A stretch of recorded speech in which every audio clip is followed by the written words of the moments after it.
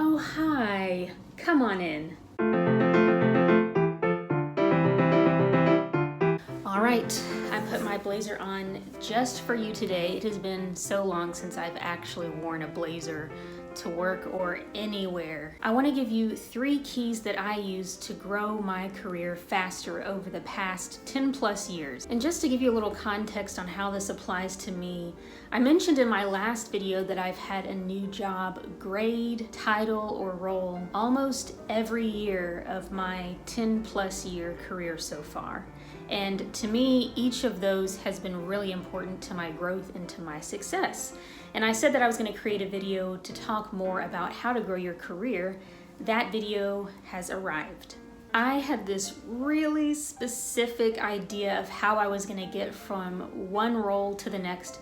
To me, at first, it was this straight line of I'm going to start here and I'm going to do A, B, C, and that's not quite how it went. I think it's great to have plans and goals, but I didn't allow myself to get so specific that I became inflexible. And each time I was taking one of those turns that I thought, whoa, that was not part of my plan, I did get a little stressed out thinking, what's the bigger picture here? If I go to this other role that I wasn't planning to do, how am I going to get back on track to where I eventually want to be? And it was pretty incredible. It all came full circle, and I can talk more about that as well. But I want to get into our topic today, which requires a little bit of preparation. Please don't take this lightly. If you don't do this preparation, you're going to end up very frustrated. So take heed. Here are 3 preparation steps. The first one, which is so important, is to remove the pressure. You have to recognize that this is a mental thing. So if you're putting all of this pressure on yourself to get a new job right away and grow your career from one thing to the next in a matter of months, you are gonna get stressed out. And it's gonna show up in your loss of appetite, your loss of sleep. That's going to lead to a lack of confidence, and it's gonna show through in a lot of your interactions as you're trying to reach out to people and make something happen. So take a breath and reset and reframe your mind. My next recommendation to prepare is to recognize the difference between being grateful and content with being stagnant and indifferent. We don't want to be apathetic to our career growth. And there's nothing wrong with wanting more. So the sooner that you recognize that that's okay and remove this feeling of guilt from yourself for wanting to have more in your life, the more freely and quickly you will be able to operate. So stop feeling guilty. Okay, I'm gonna set this down now. If you don't stop feeling guilty, you're gonna begin doubting yourself for no reason. We are perfectly capable of desiring better for ourselves while still being content with what we have. And if you're having a hard time wrapping your head around this, it could sound something like, I'm grateful for the job that I have now. It gives me money to pay my bills, gives me food and shelter, but I know that I could do more. So essentially, you're saying, I'm happy, but I could do more. And that leads to the final step to prepare, is to figure out, what does growing your career mean to you? Do you want more money? Do you want a better work environment? Maybe you want better compensation. It may be one of those things or all of them or something that I didn't list just now, but whatever that is, hone in, make a list of it, because if you don't write down what you're trying to get out of this career growth, you are going to aimlessly chase something that you don't care about. And at the end of it, you're going to wonder why you still don't feel happy or fulfilled. So get really detailed on your goals and why you want to grow your career and what growing your career means to you. Now that you've done some preparation to get focused and to relax so that you can be successful in your career growth, here are 3 steps to follow. My first piece of advice is to grow your relationships. This is directly connected to growing your career. So have some one-on-one sessions with people who you may not know but want to get to know, because they either do a job that you're interested in or work for some place that you'd be interested in being at in the future. Ask them about their expert experience in their role or their company. And in addition to having some of those one-on-one conversations, Also look for chances to join groups of individuals at your organization.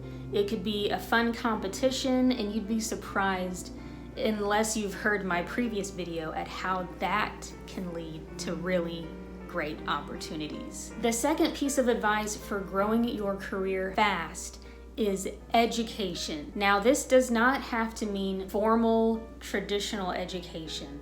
That can be great. It can be wonderful for the purpose of having a very wide network, depending on if you go to maybe a larger school with a lot of brand recognition and people who have worked at many other successful companies. And you'll probably run into some companies you want to work for who do require a 4-year degree or even postgraduate education. But in my field, which is technology, a lot of times that traditional education is not required. Many companies do require the 4-year degree for technical roles, but a lot are now changing their tune and have decided that it's more important for you to have relevant experience to be able to prove that you can actually do the work, and to have things like technical certifications that are specific to your niche. My third tip for you on how to grow your career fast is to get the timing right. Here is a mistake that I have seen so many people make, including myself. You get into your newest role or company and you feel so relieved, you're so glad, and you get comfortable. Don't get too comfortable when things are good. It's okay to enjoy your success if you finally got that job or promotion, or you got to work at that cool company, and you're gonna throw yourself into learning your new role and getting to know everyone, which is definitely important.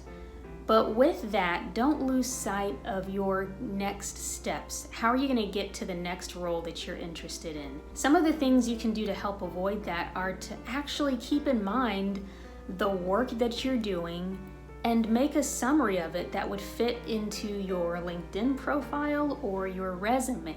A lot of people let years go by before they realize, oh man, what was that project that I did 3 years ago, and how do I incorporate that into my resume? And the resume gets stale. So by the time you get the next exciting opportunity, or you've backed yourself into a corner, you're really frustrated and trying to make a move quickly, you're not able to be agile.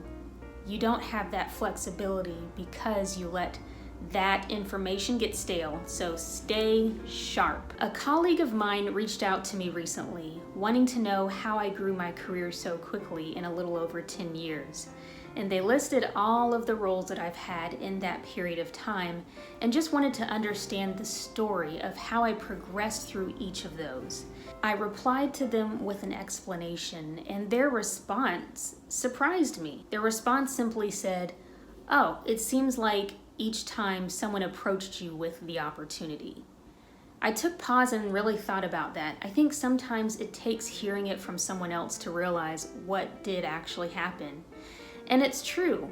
Even though I intentionally or unintentionally did some pre-work to allow myself to have those opportunities, each time someone came to me with the new role or the new job. I hope you found these tips helpful. If you did, let me know in the comments below. Give it a thumbs up, and I will be sure to create more content like this to help you grow your career and to thrive professionally.